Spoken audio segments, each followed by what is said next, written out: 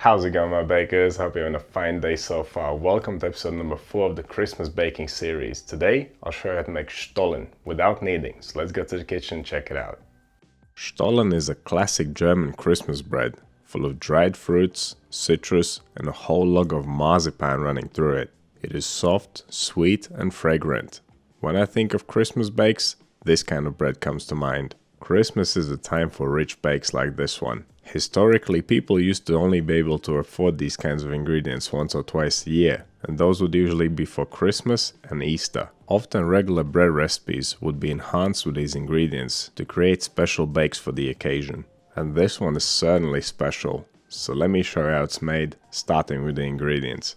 And it is quite the list. We'll need some white bread flour, some mixed dried fruit. I have cranberries, prunes, raisins, dates, and apricots. We'll need some butter, yeast, salt, honey, water, some spiced rum. If you don't want to use alcohol, you can use orange juice instead. We'll need an egg, and the next ingredient is optional. I'm using some milk powder. I've seen it in a few recipes, and I already had it at home, so I thought I'd use it. Alternatively, you can leave the milk powder out and swap the water for milk. Okay, next we'll need some sliced almonds, some nutmeg, and some cardamom. You can use whole spices or pre-ground spices, up to you. We'll need some marzipan. They have two types of marzipan in the shops in the UK, golden and regular. This is the golden one. The only difference is the color. You can use the regular one if you want to. And last but not least, to flavor the dough, we'll need some orange zest. It is quite an ingredients list, but they all play their part. To create that thick sugary coating on the loaf, we'll need some icing sugar and some butter. When it comes to the equipment, we don't need much.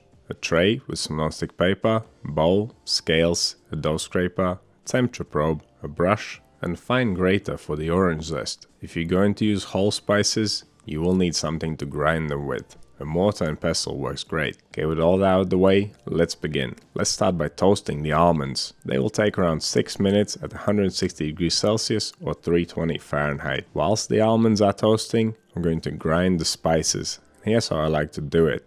I drop the whole cardamom pods in the mortar and bash them up with the pestle. Once they're all cracked open, I pick out the shells and leave them on the side.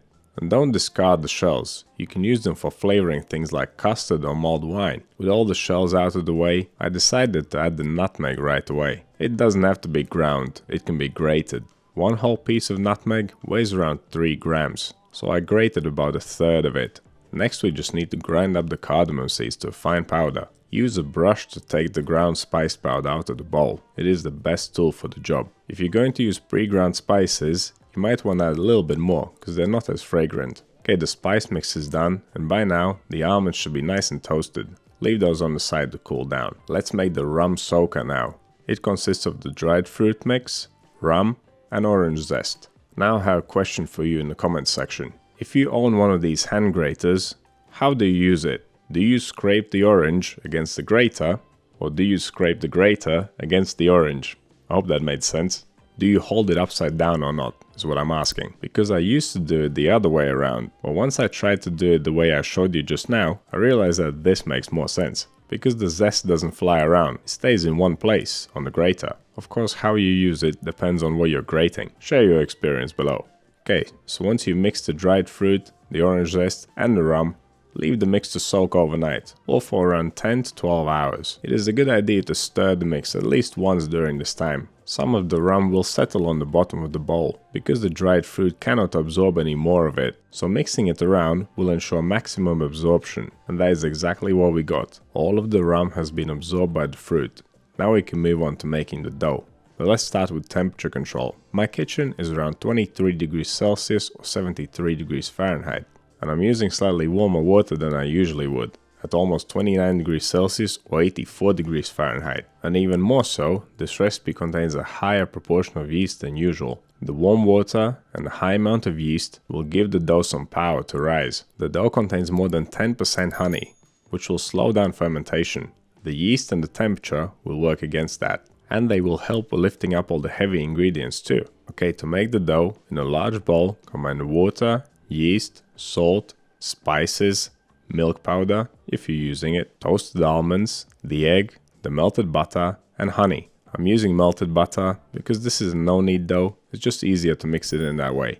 Mix all the ingredients and then add the flour and then mix it to a dough. We're looking for a final dough temperature of around 27 degrees Celsius or 80 degrees Fahrenheit. If your dough turned out warmer, it'll ferment more rapidly. If it's cooler, it will take longer.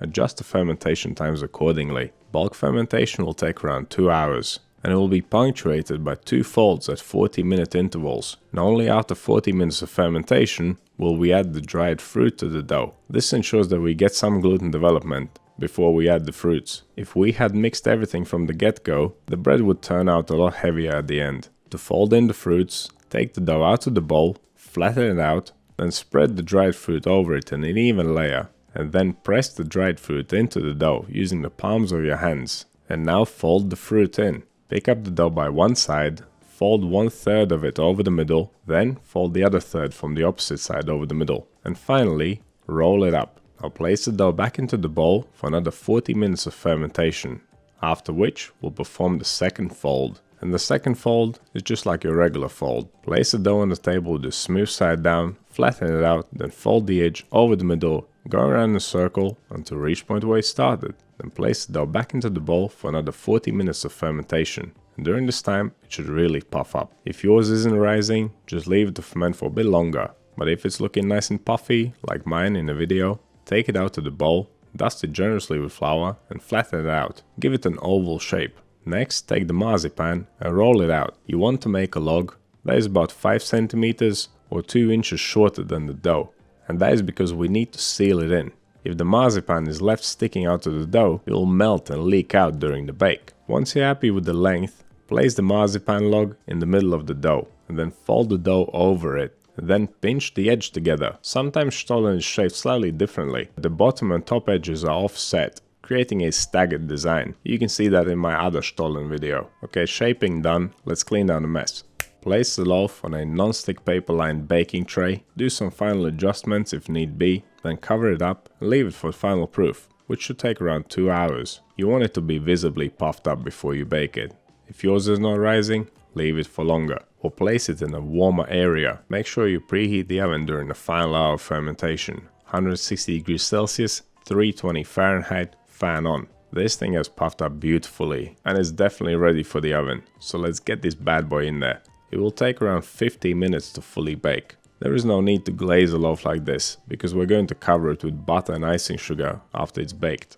And that's why the crust doesn't have to look very beautiful either. If there are some ugly random raisins poking out, just pick them off. We can live with these kind of compromises, because we made this bread without kneading. This is the easy way, so there are some trade-offs, but it doesn't matter much, because it will all be covered by a thick layer of icing sugar. And that is done whilst the loaf is still hot straight out the oven. I decided to cover the bottom as well as the top. To be honest, the bottom doesn't turn out that well. I would just stick to covering the top and the sides. Or if you are going to do the bottom, once you have applied the first coat, leave the loaf to cool down completely, and then apply some more icing sugar before you serve it. This is not the type of classic Stollen that you bake and then mature for 2 weeks. This is one to be eaten within the first couple of days. It is light, bouncy, fresh and fruity. My German friends might not approve of this one, but you already know that I like to play around with my recipes. I like to find the easiest, most convenient ways of making them.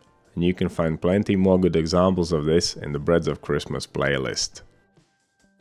So what do you think of my version of Stollen? Let me know down in the comments. You want to see more videos like this one? Click over here. Subscribe to the channel, click right here. That's all I have for you today. Thank you so much for watching. I'll see you in the next one.